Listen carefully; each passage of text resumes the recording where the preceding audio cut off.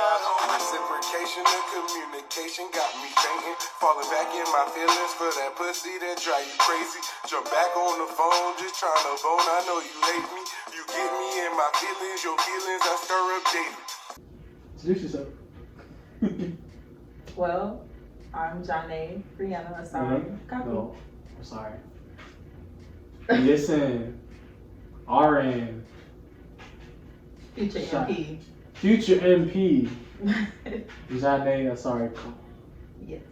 LLC. This is respect on my name. Tell me about yourself. So yeah, 26 years old. I'm a travel nurse now. I was just, a regular med surg nurse in Tallahassee, but now I do travel nursing.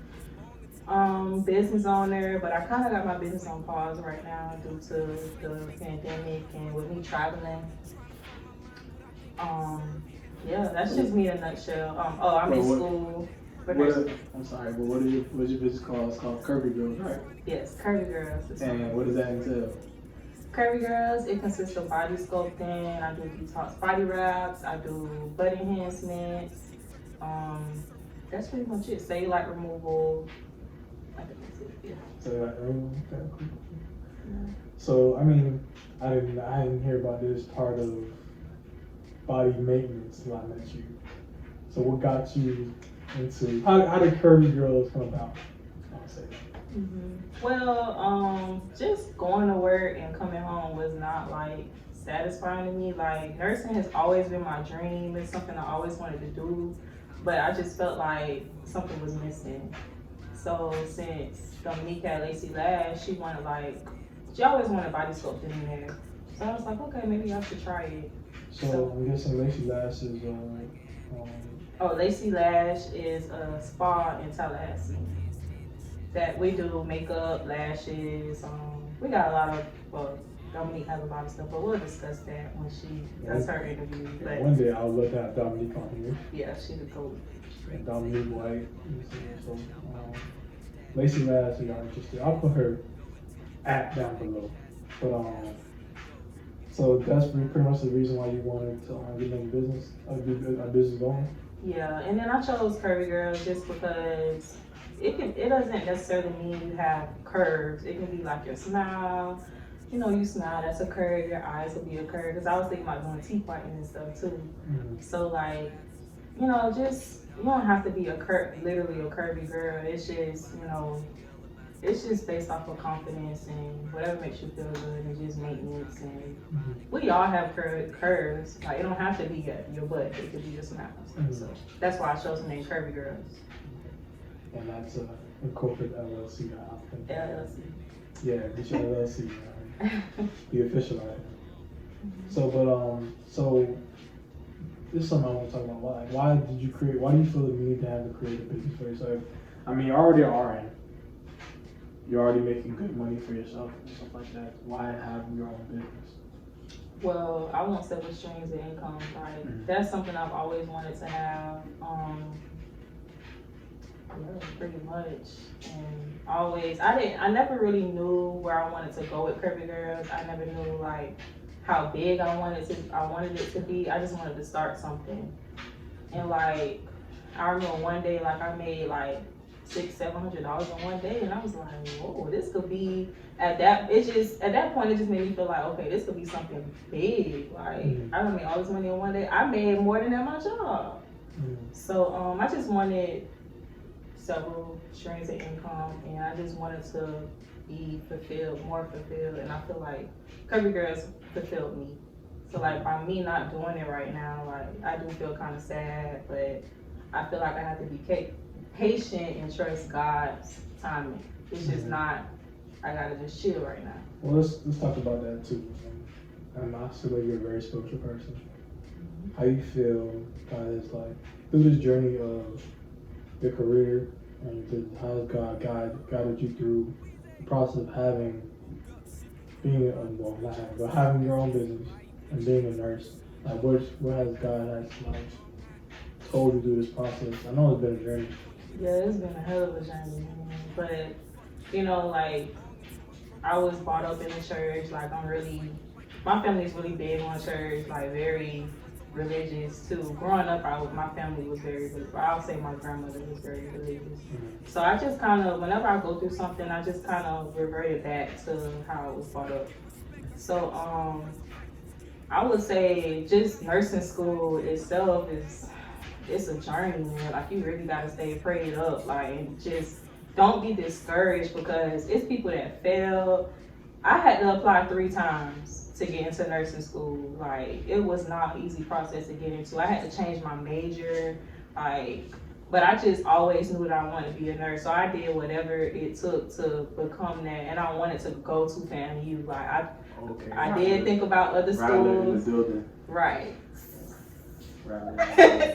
I did like look into other schools, but I really wanted to go to FAMU. I wanted to graduate from FAMU, so I just kept trying. That 3rd trial I got in, but boy, that honestly applying 3 times, that was the easy part. Cause getting in that crazy, like it was a beast. But so if it was such a hard process, like what drove you to want to be a nurse in the first place? I didn't know how hard it was to become a nurse. I feel like I was in medical school. It's crazy. Like, I didn't realize how hard it was to become a nurse. I really didn't know. So. But what kept you in it? That's all I see myself doing. I don't see myself doing anything else with my life than just taking care of people. And I know it's different ways to take care of people, but becoming a nurse, like, I knew that was for me. Like, God made that for me. Like, this is what you're gonna do with your life. So I just had to trust Him. And that's really one of the reasons why I stuck with it, because I knew like God wanted me to do this. But He had to put me through some things to build up my faith, because like the field itself is hard. So He had to like, make me get some tough skin so I can get through my career. And I'm Black, I'm a female, like it's a lot, but this is something that this is for me. This is what God wants me to do in my life. So. Right. So I know you're from the city, from Miami. City girl, you could never. City girl. So talk about growing up in Miami and how it shaped you today. Like, how did growing up in Miami made the person that you are today? Growing up in Miami, I love growing up in Miami. We had so much fun. Like growing up in the city. I know you from, All right, yeah. Let's get this clarified right now. I grew up in Miami as well. She grew up in what's your Liberty street? City. No, what's the street that I'm girl? I'm talking about this. 45th and 17th. I lived on 199. I've been through it all. No, I'm not from Aventura. I'm not from Aventura. I'll tell you that right now. I grew up on 199th and 10th. I think it's 10th Court. I know it. Yeah. That's over there by the stadium, right? Yeah, by the stadium. Well, not before the stadium, but she don't even know. I would go on Isdale Road, 199. Yeah, one day. Whatever I got. So, this based off math, 45th Street and 199th should be very apart from each other. It's still a difference. Like, it is. It's really different. Like the way you grew up is different from where I grew up. Not that much. It's like it's not. Miami's still Miami, but yeah. I continue because people. Not all people know. And by the way, she went to Jackson. But yeah. Crap, we used to beat y'all ass. Hold up, bro. Like it wasn't no beating. Y'all know I was a ass, cheerleader. like, I know what was going on. I love sports. It wasn't no beating ass. Look at the score. There's highlights out there. Do your homework, y'all. There's highlights out there. Look at 2010, 09. Like, look at them. But anyways, growing up in Miami was so fun. My mom was very strict, y'all. So I couldn't do nothing. I had to sneak and do everything. But everything I snuck into, I had fun going to the teen clubs and like. The teen clubs be thick down. Yes, like Club 56, everything. It was so much fun. But yeah, like. I mean, that's how it was growing up. Yeah, growing up, it was just fun. We really had fun. It was. Y'all know we used to make up the booty shaking dances and like, we fought back then. Like we didn't shoot each other. It was just okay. We gonna fight. We gonna be friends. But now it's just the way. There was no, I feel like it wasn't a whole lot of hood activity. It was niggas just having fun. Yeah, we Enjoying literally would life, just have like, fun. Like, we was outside a lot more than we are. yes. Than people are now too. I used to be walking everywhere, catch the bus everywhere. Like, we had fun, but yeah, my experience growing up in Miami was fun. But like growing up with my mom was like different. No, talk about you growing up with your mom. So I grew up with only my mom and my granddaddy and my grandma, my brother and my sister. We stayed with me and my brother and my sister stayed with my grandma and my granddaddy. So it was a 2 bedroom house. And one room was me, my mom, and my sister. Me and my sister shared a bed. And then my mom, twin bed. And my mom slept in a twin bed next to us. And then my brother slept on the couch. My brother never had a room, ever. Like, he never had his own his whole entire life. So, but then, like his whole childhood. His whole childhood. No, Okay. his whole life. Like, he's a good dude. I don't Oh, I love my brother, but I'm just saying, like, he never had that stability growing up. So, but then, like, when we were like in middle school, kind of going into high school, that's when my mom got her own house, and well, we literally stayed on the same avenue, 10 blocks away from where we lived all our life. So that was dope to still be in the area. We weren't like too far, but yeah, my mom was very strict and she worked a lot. So I feel like that affected me and how I grew up. I mean, not how I grew up, but how I am today. Cause like all I do was work. Even when I went to college, I feel like I never really had a college experience. All I did was just work my butt off. I had 3 jobs. I worked at Whataburger and I worked at 2 home health agencies. So I was Whataburgers would get me, bro. I can't imagine her in a hairnet. Polo trying to sell me burgers, bro. Whataburger was fire though. You're a cashier? Yeah, in the drive-thru. I heard. But Lord have mercy. yeah, all I did was work. I never really had a full college experience. I never really like, party. But just watching my mom work, all I knew was work. Like we never really went to movies or like really had any fun. Everything was just serious. So like now I'm at the point in my life where I'm traveling. I literally do whatever I want to do. Like I don't care no more. Like I just kind of live my life a little bit more like it's my last day, versus just being like so uptight. But that's what I was used to, just working hard. So now that let's talk about the traveling. Like, what made you want to get into travel nursing? I've always wanted to be a travel nurse because just growing up, I've never probably up until my 11th grade year when we went to my auntie, she took me to FAMU to cause she went to FAMU, so she took me there to look into that nursing program for homecoming. That's why I wanted to go so bad. It was so loud, shit was raw. So but anyway. Not bad. That's just you homecoming. So like up until that point, my 11th grade, I haven't been past Temple. Like I've never been out of Florida ever up until I graduated for real. Until I graduated college, I've never been nowhere. Like so that drove me to always want to travel. I always wanted to be a travel nurse and just explore the world because I never knew what was out there. All I knew was Miami.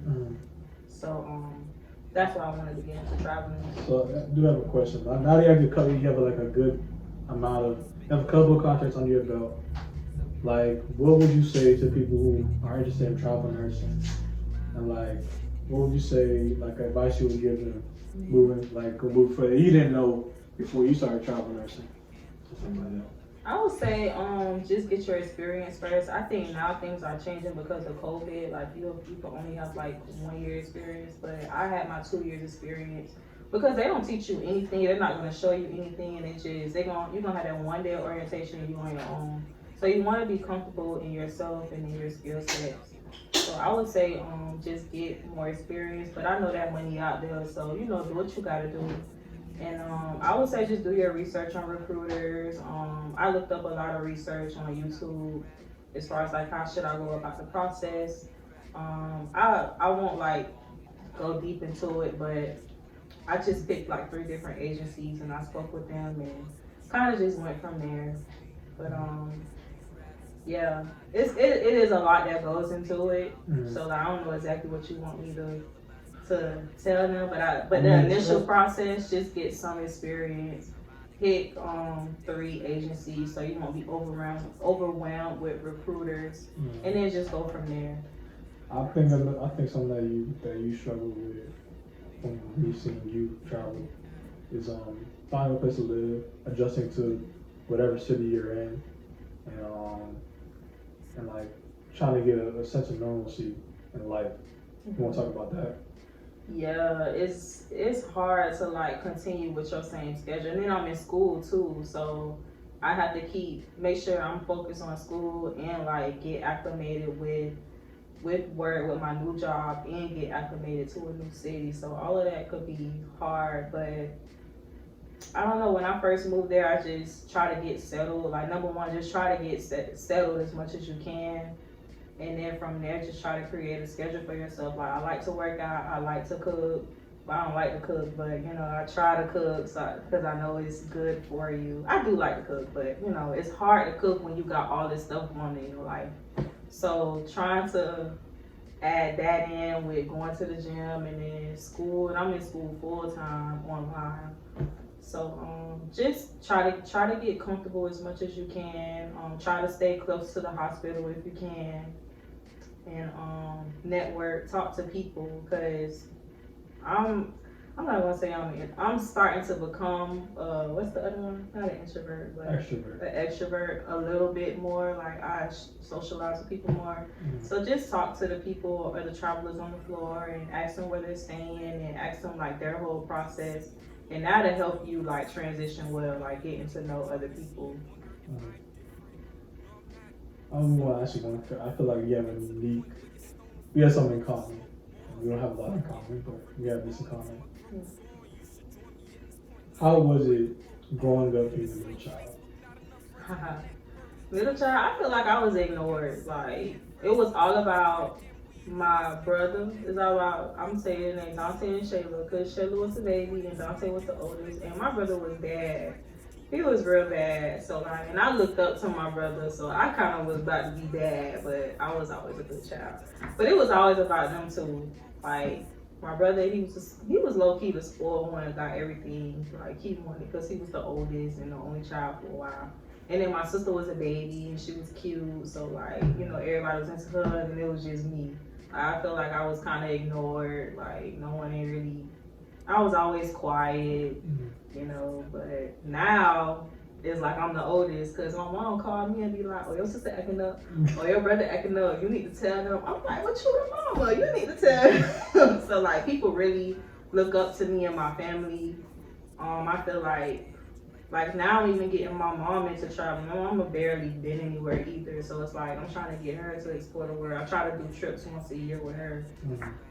So like now I feel like I'm more so of like the leader of my family. We're trying to keep us together and stuff like that. I mean, I think my experience was slightly different. I mean,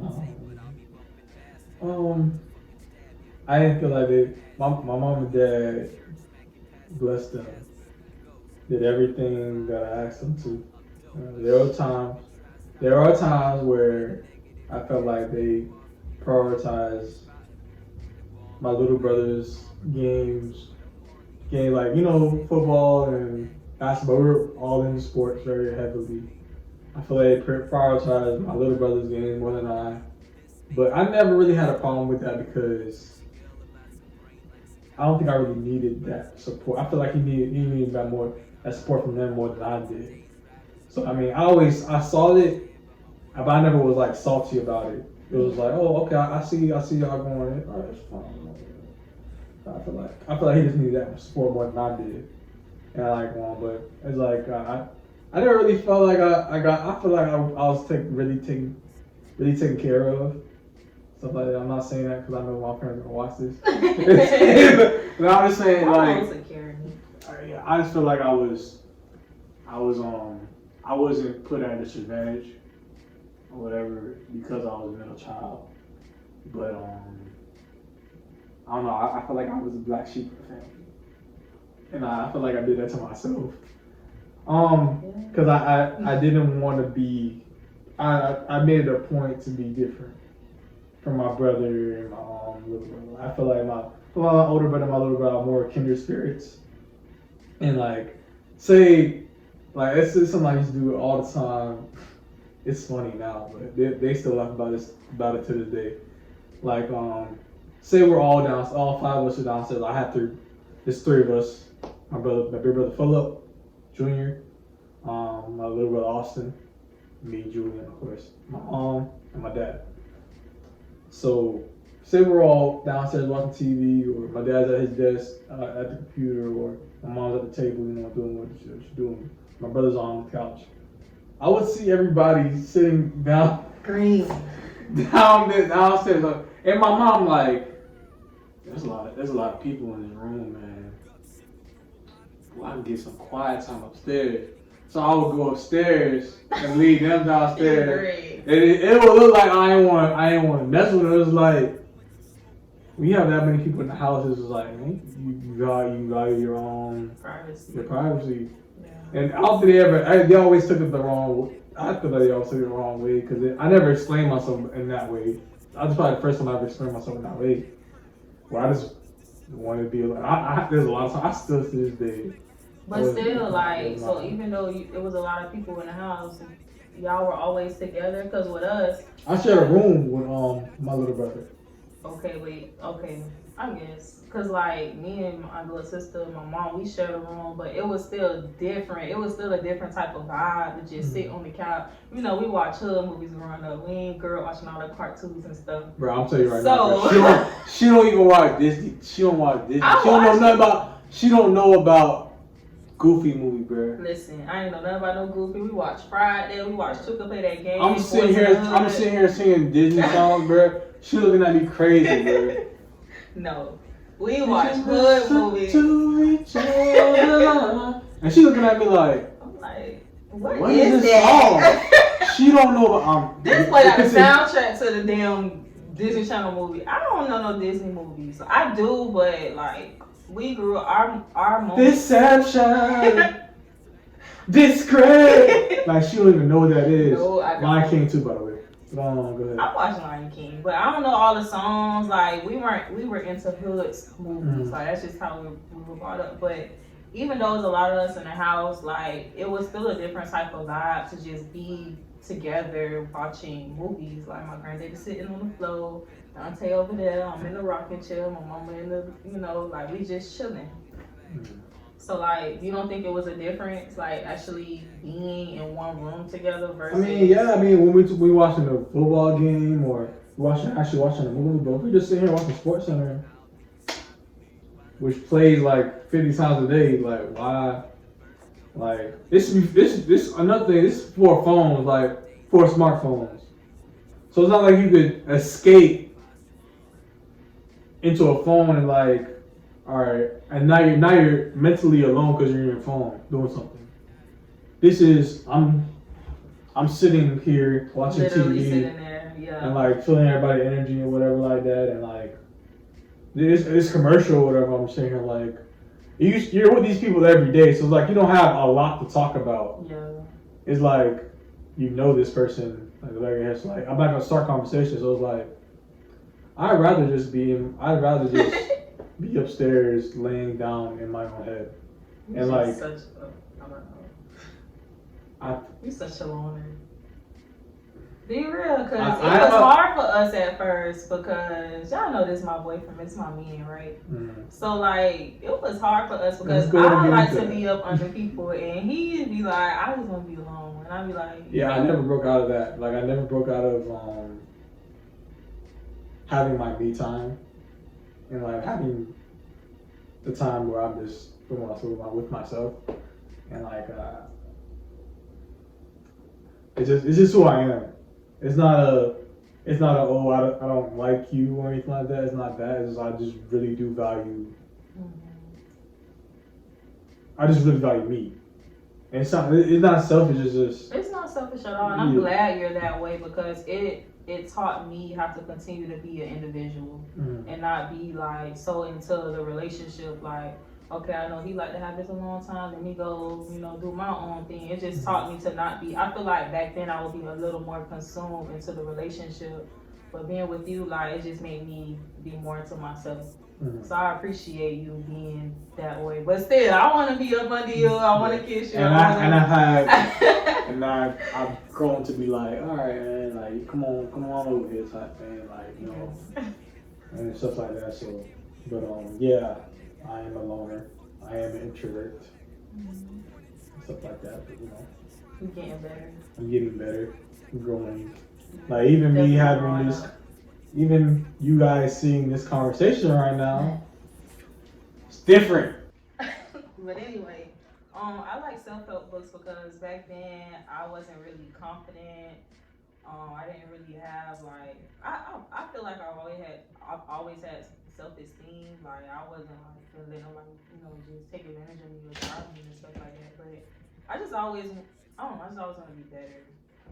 So I like self-help books because I just want to be better, and I want to be better with God, and I just want to be better for my friends. I want to be better for my family. So I feel like self-help books just help me with that. Like I'm just always into bettering myself and just being the best version of me.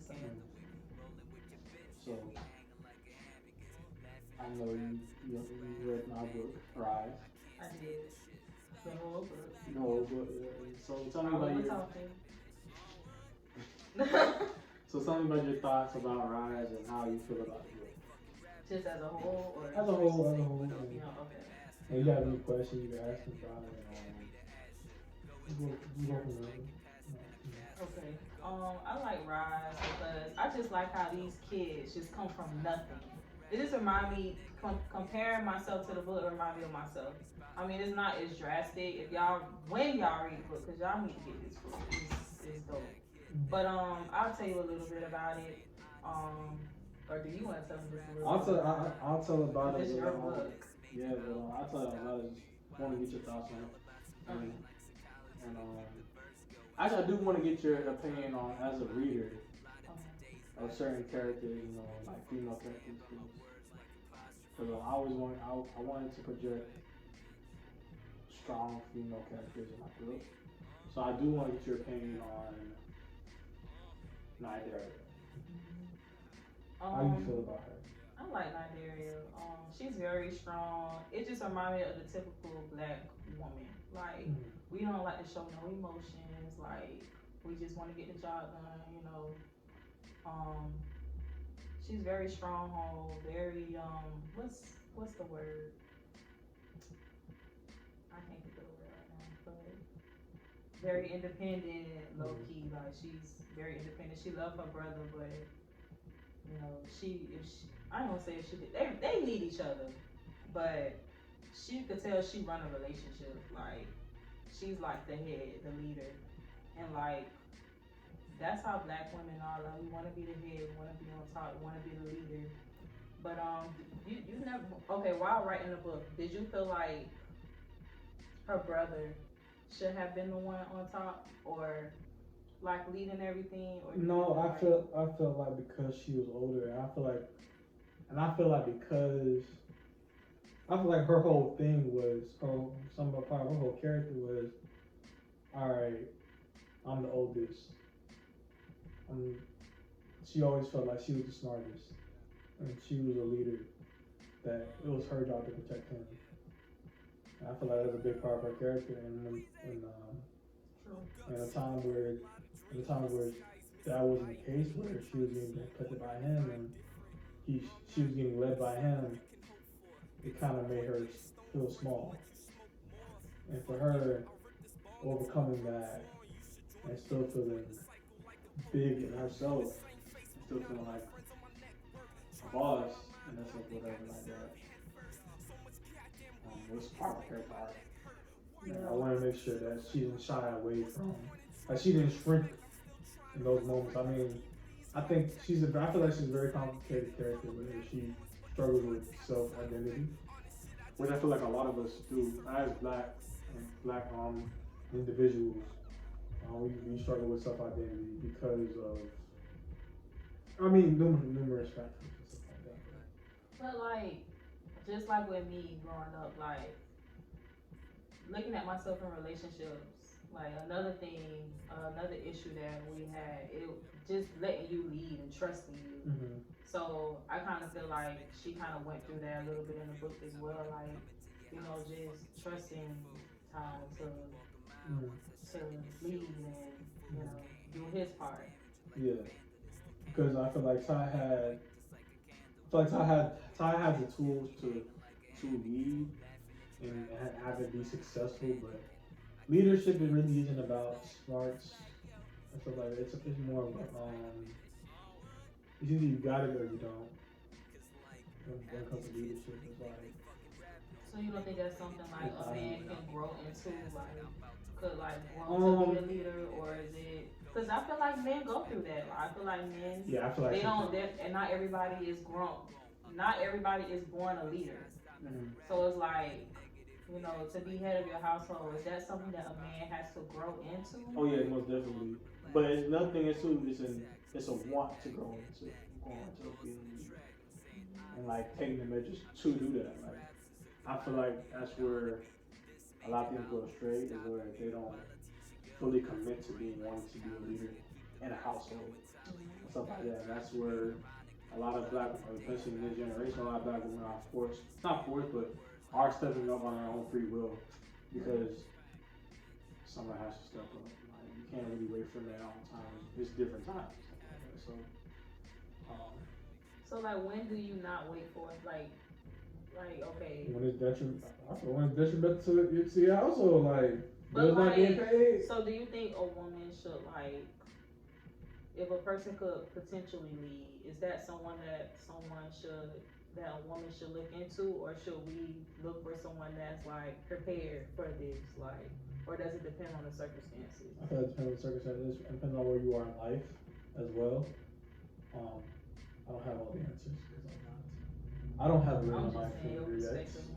I'm not fully realized. I'm not fully realized yet. So, because I feel like that's a question to ask seasoned veterans because I'm in a dating phase. And that's nothing I feel like,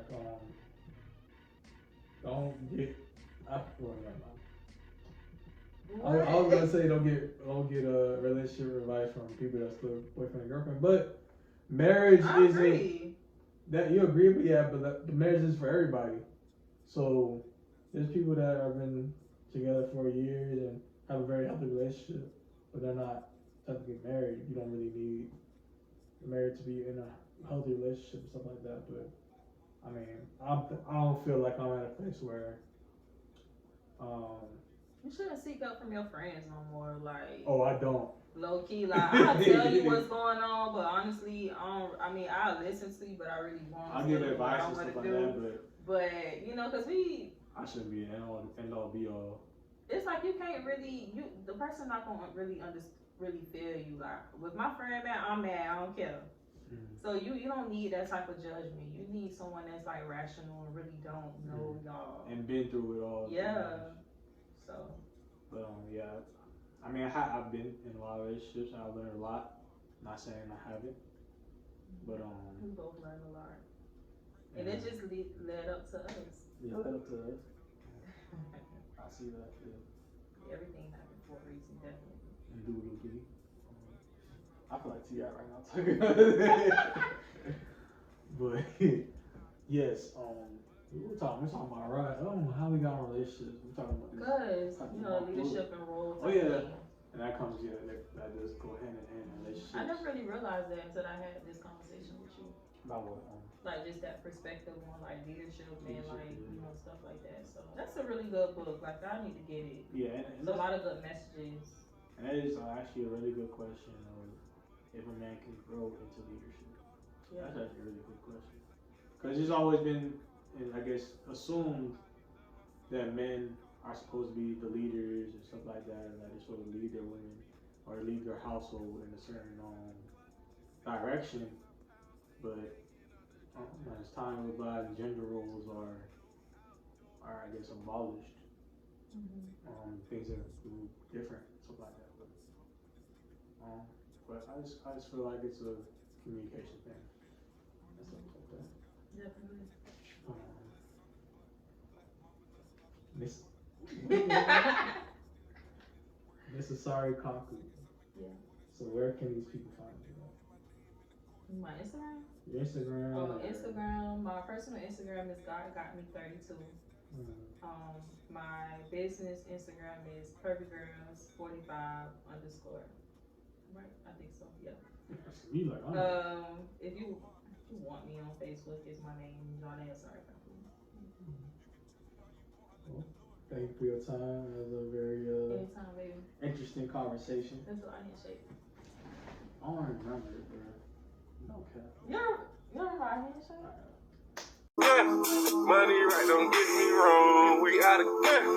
Call up on my trap phone. We out of get. Money right, my weed gone. Call out of get. Money right, my money long. Call the plug up. Damn, all of my trees gone. Damn, all of my weed